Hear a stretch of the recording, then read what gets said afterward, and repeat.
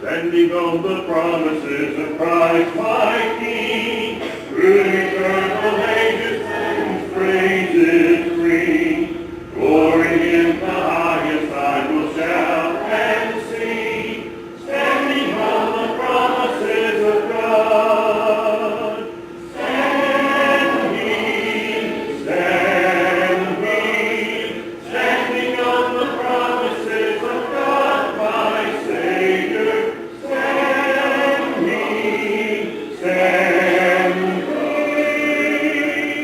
I'm standing on the promises of God.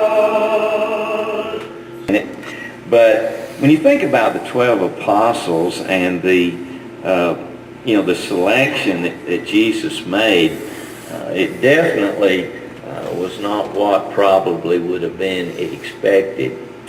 And it's interesting if you think about these individuals. Find that Simon was a zealot, and the zealots of that particular day were basically the terrorists. They were pretty much sworn to kill Romans, particularly Roman soldiers, and yet the Lord selected Simon the zealot to serve. Then, of course, he selected a tax collector in Matthew, which, the Jews hated them in some ways worse than they hated the Romans, who had made them, captive.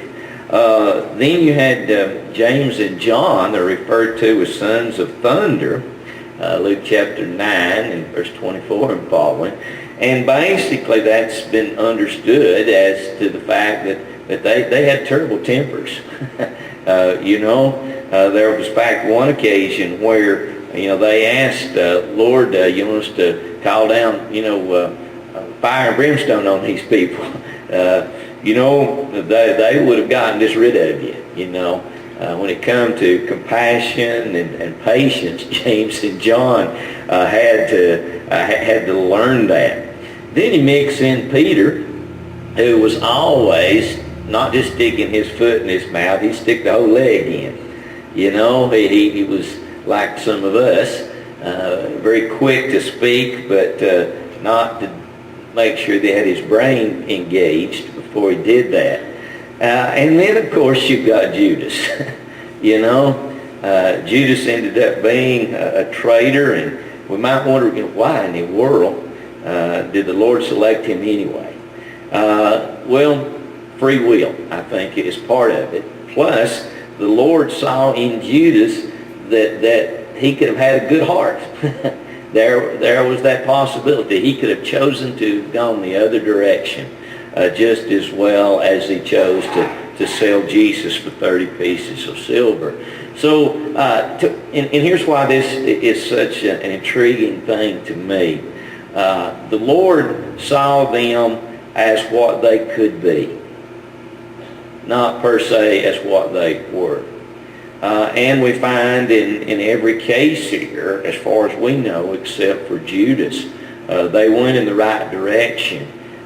Peter, made a complete about-face. James and John obviously learned to control their temper. Simon obviously didn't go out here and kill somebody just because of the hatred of the Romans. And Matthew, even though he was a tax collector, there's nothing to suggest that he wasn't an honest. And that you think today about all the jokes that are told, and you hear a lot of lawyer jokes, but there are honest lawyers. You hear a lot of politician jokes, and there are honest politicians. Just don't know where you find one, but there's got to be one somewhere, right? Now, show me one. Yeah, prove it, right?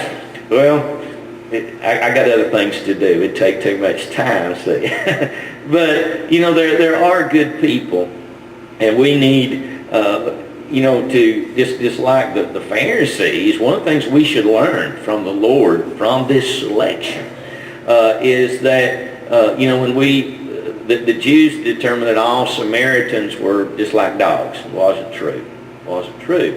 In fact, any Gentile had nothing to do with, we see that in our country. Just because a person is of a particular nationality, talks a particular language, or works a particular job, we may just sort of X them off. And, we need to be aware of the fact that the Lord, looks on the heart, and He gives even the worst of people an opportunity. Aren't you glad that the Lord has given you an opportunity to change and do better? I know I am. I think of where I could have been. You ever think about that? You ever think about where you could have been this morning? When you maybe look at a brother or a sister or an uncle, maybe your parents, and they are or they were where you definitely would not want to be. But you grew up under that kind of influence. You ever go back and check up on some of your high school buddies, graduates, and when you start finding out how many of them are in jail today, how many of them died within a couple of years. I know with our graduating class, I think we lost 5 members within that first year that died, car wrecks and that type of thing. Could have been me. So when you think about the fact that we're here this morning and how blessed we are, to be here, how privileged we are, and how God has been so patient with us, allowing all of us to work on our temper, allow us to work on whatever those habits may have been that we should not have had. And we've worked on those, and we're still working. But I think that's just a powerful lesson from the selection of the apostles, and one that makes me grateful that the Lord selected these men and what they became, and even that He selected Judas, because Judas had every opportunity to do right. He had the same influences that Peter, James, and John had. Sadly, he chose to go in the other direction and to waste his life and to waste that opportunity. But it also makes it very plain to me that God has an open door for anybody and everybody. And even the very worst of human beings can change with the Lord's help if they want to.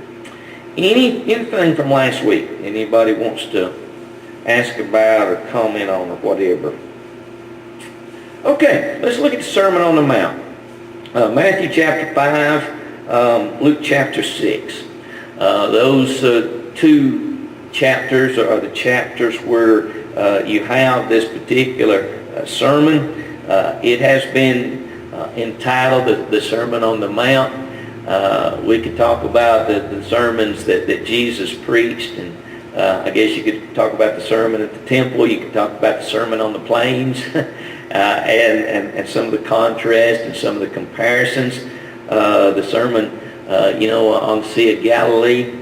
But this particular sermon in Matthew 5, 6, and 7, Matthew gives us a lot more particulars and details than Luke does in his account. And basically, John and Mark pretty much ignore that. Don't you think that's interesting?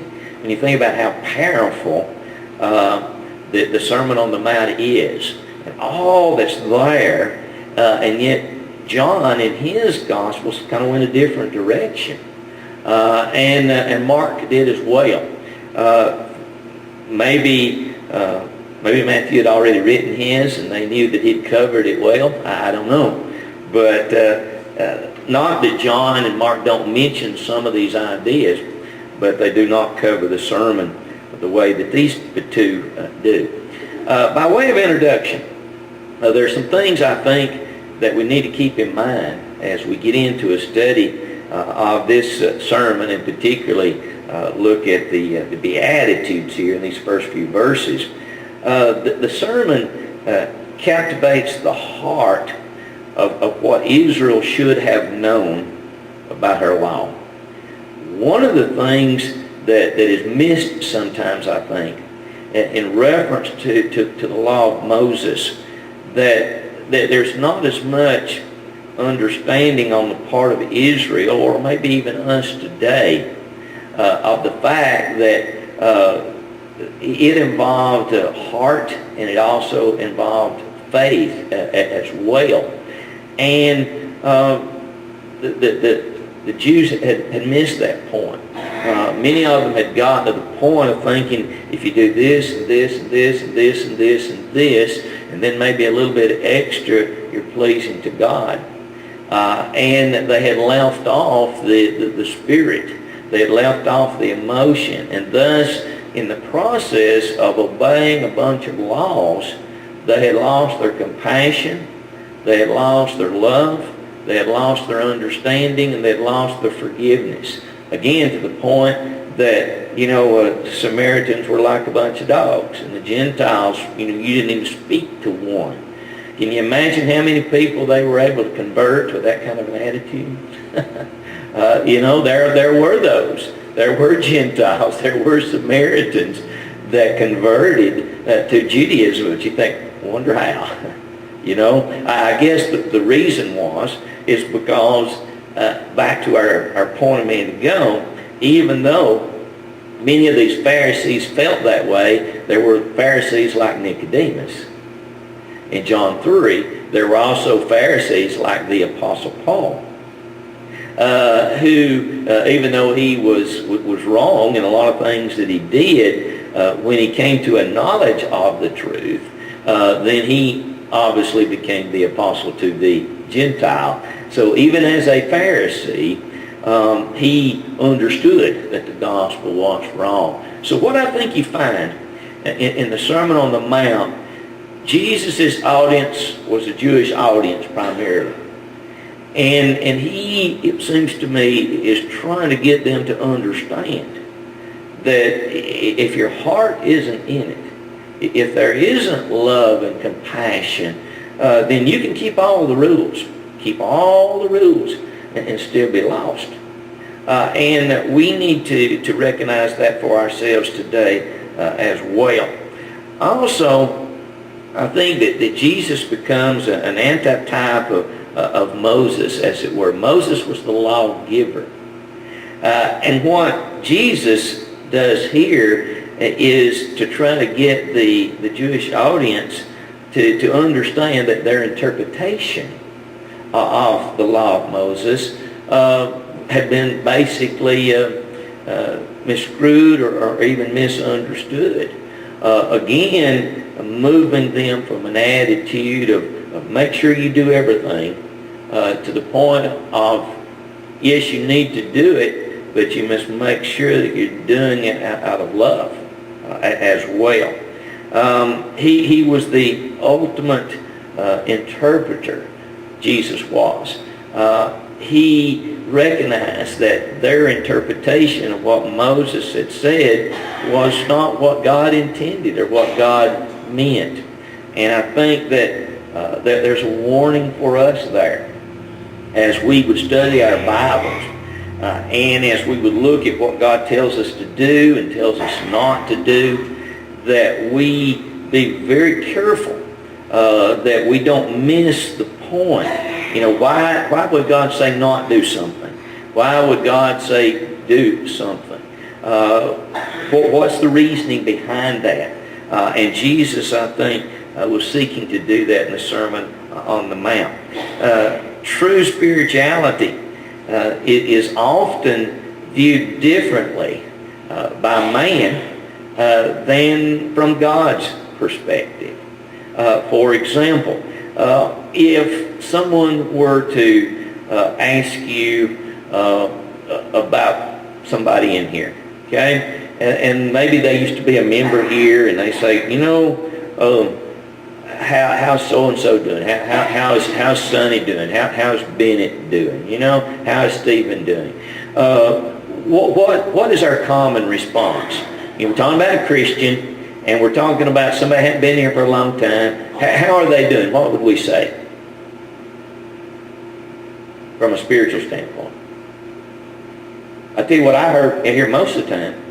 They're faithful. They're at church all the time. Does that mean that a person is faithful? Not really, does it? How are your kids doing?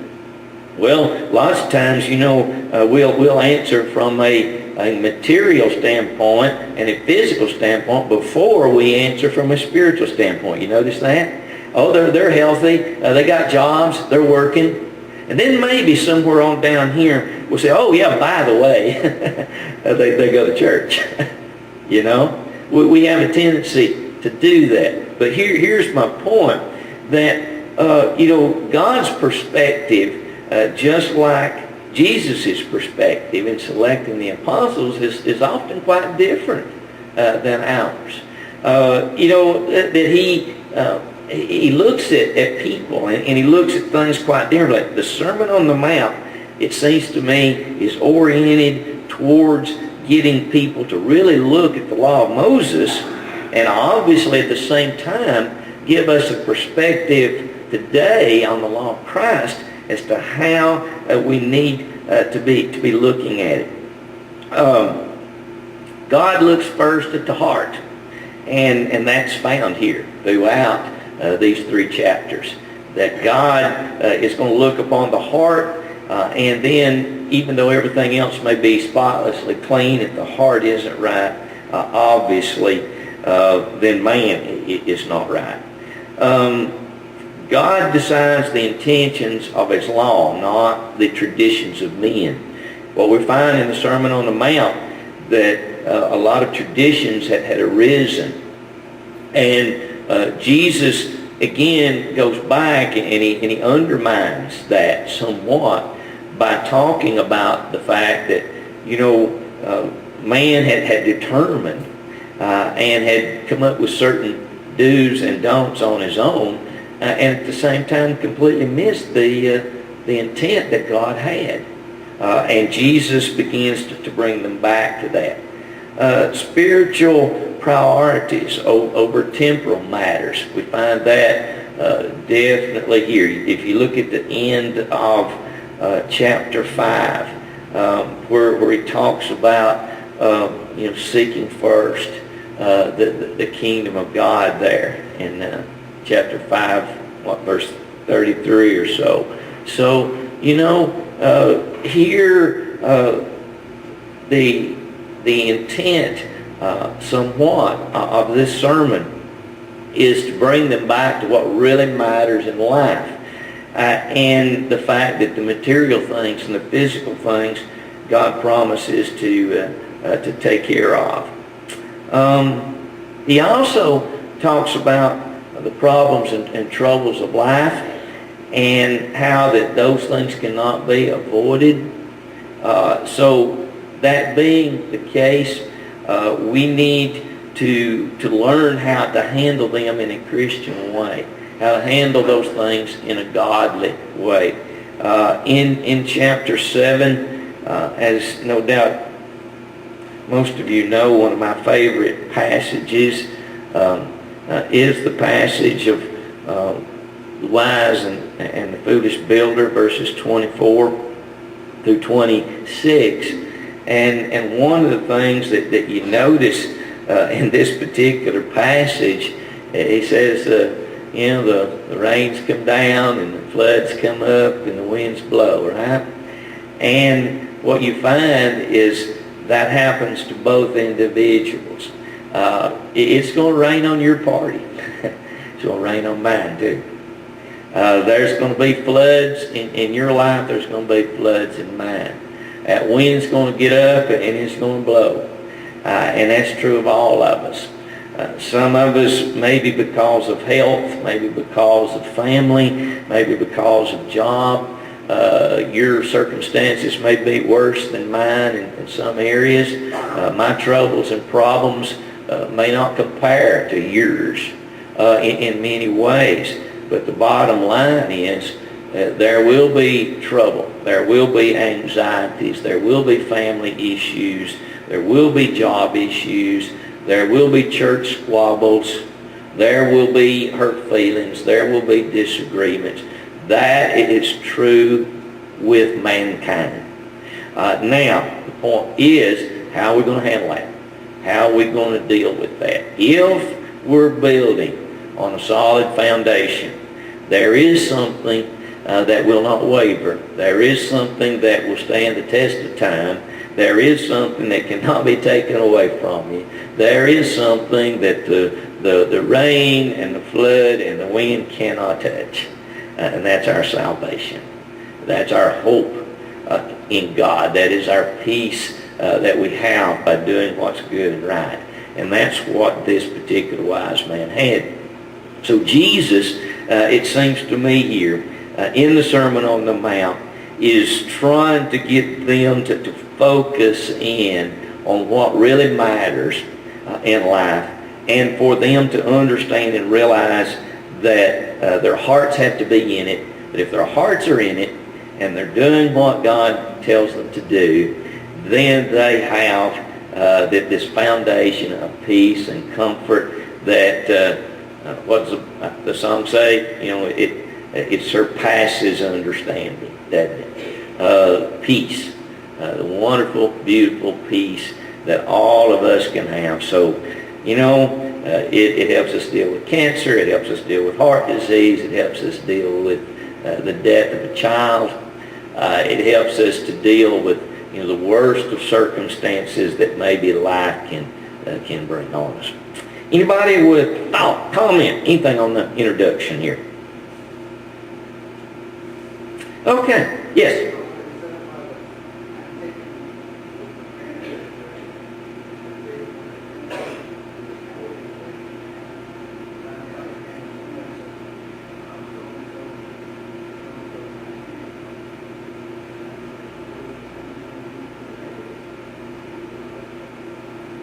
Right. Yeah. Another perspective on it as well, isn't it? And that is not to downplay church attendance. Obviously, church attendance is an expression of where we're at, although we have to realize that because of sickness, because of health and other things, there may be folks that are more faithful than we are, and they're not able to be here, right? So that can be the case as well. So we have to be careful that we don't X somebody off because they're not here, as we say, every time the doors are open. And yet at the same time, if our hearts are right, why wouldn't we want to be here? You know, why would I not want to be here? Charlie correctly prayed a moment ago, you know, that the Lord promises to be here. And when we come together in His name, or according to His authority, according to His will, He promises to be here, even if there's just 2 or 3 of us. So I agree. I think that the Lord is here today. I guess the question is, not whether the Lord is here, but am I here? And I'm not talking about just physically, but is my mind here? Is my heart here? When folks neglect being here, it is a sign of heart disease, unless there is a reason for that. And we have to look in our hearts and be honest about that. So, good point. Anybody else? Okay. The Sermon on the Mount, it's really an interesting little section here in these verses 3 through verse 12 of Matthew 5. But he's talking about the kingdom. He's talking about the church. He's talking about spirituality. And he's going to note that it's centered in our attitudes. You have be attitude, okay? It's a word that sounds like attitude. It comes from a Latin word, beatus, and it means blessed or happy. So it's translated in most of our Bibles as blessed. So it is that idea. The Greek word that introduces each of these also means blessed or happy. So it is that idea of happiness or blessedness that he uses to introduce each of these particular thoughts. Now, each of the Beatitudes relates to an Old Covenant teaching. Each and every one of these goes back to values that God has always cherished from the very beginning. They also describe those that are going to participate in the Messianic kingdom. These should describe you, and they should describe me. These are things that we need to be working towards. These are things that we need to be developing in our own lives. But they should have been seen in the life of Abraham, Moses. Those individuals were encouraged to have these same attitudes as well. If you go back, and you might just jot these down, look at them later. Psalm chapter 40 and verse 17, it talks about one of these Beatitudes. In Psalm 109 and verse 16, a second one. Isaiah 61 verses 1 through 3. Isaiah 55, 1. 2 Chronicles 36 and verse 26. These are just passages. If you go back and you read these Old Testament passages, basically you have these ideas here. And if you have some center references in your Bible like mine does, probably several of these passages I just mentioned will be noted there. So you can go back maybe this afternoon or in your study this week and look at how he talked about being poor in spirit. He talked about mourning and an attitude of mourning, as it were, over sin. He talks about being merciful. So these were not new things that Jesus was introducing. What he was introducing to them was some things that seemingly over a period of time they had missed and gotten away from, and needed to be reminded that these were the attitudes that would help them to be blessed or happy, to help them to really enjoy life. And it was not through an attitude of superiority, which many of the scribes and Pharisees had embraced. It was not going to be enjoyed through an attitude of excluding everybody but those that thought just like you did and acted just like you did. That's not where happiness was. That's not where blessedness could be found. It would be found in this type of a heart here.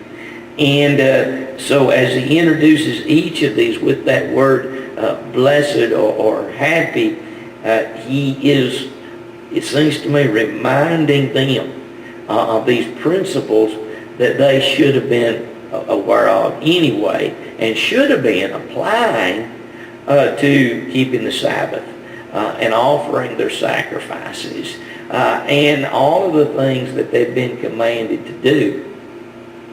These are attitudes that should have influenced them. Anybody with a thought there? Okay, let's look at that first one in verse 3. Blessed are the poor in spirit, for theirs is the kingdom of heaven. What does it mean there? What does it mean for a person to be poor, or as we say, poor? Poor in spirit, what does that mean?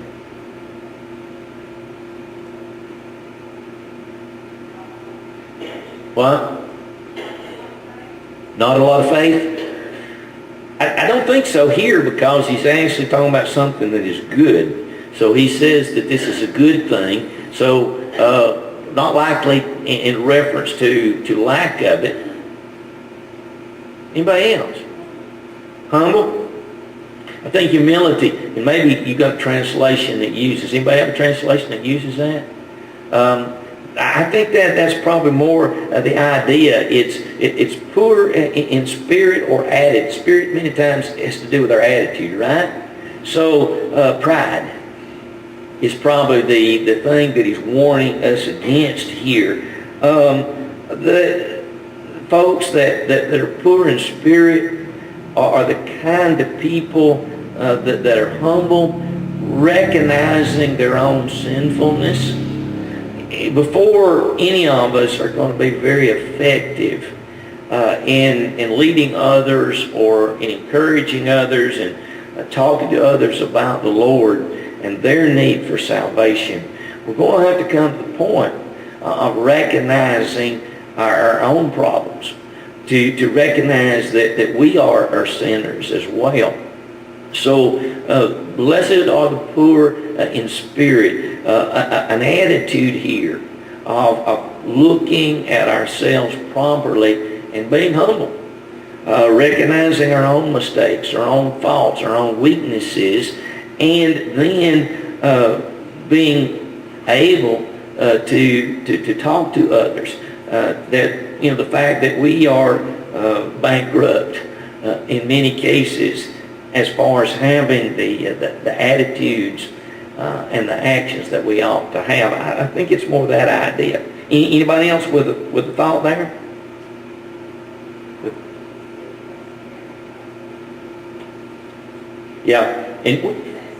And you put all of these together, and that's a good point.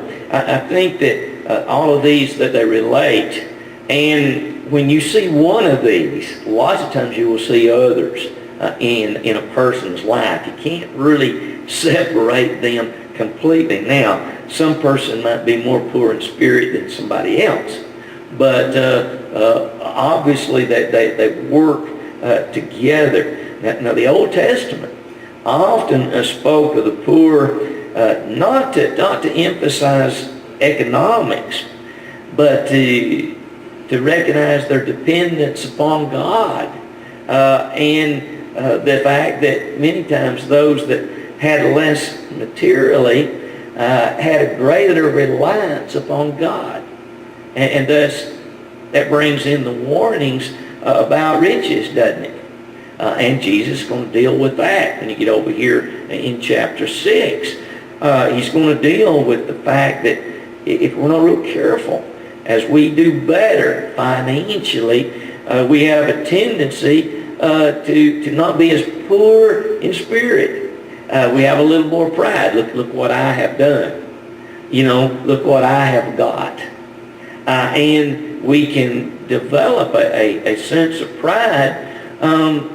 And folks that just don't have anything don't struggle with that as much because the fact that they don't have it, and thus nothing there to put our pride in, I guess. These people here who found true value in God's kingdom were the ones that truly had something worthwhile, had something worth keeping, had something worth holding on to. Anybody else with a thought there? Yes.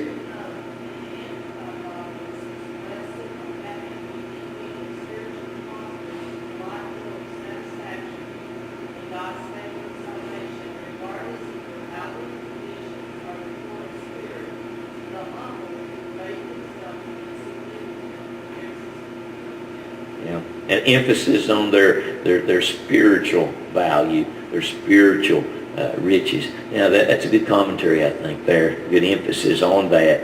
And thus the attitude of recognizing true value. And also seeing ourselves as we really are.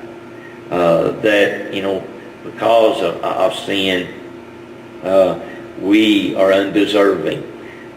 Because of sin, we're dependent upon God's grace and God's mercy for salvation. And all of us need to come to that point. And you see, this must have really been a shock to this audience, because they were who? Children of Israel, God's people. And you remember that they would tell people, hey, we are sons of Abraham, as if they had their ticket punched.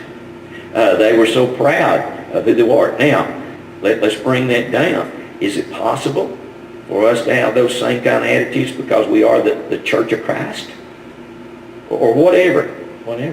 A person might say, well, I'm a Catholic. A person might say, well, you know, I'm a Baptist. I'm a Mormon. Whatever. Is there a danger of us having such a false pride in that we miss the point? I think so.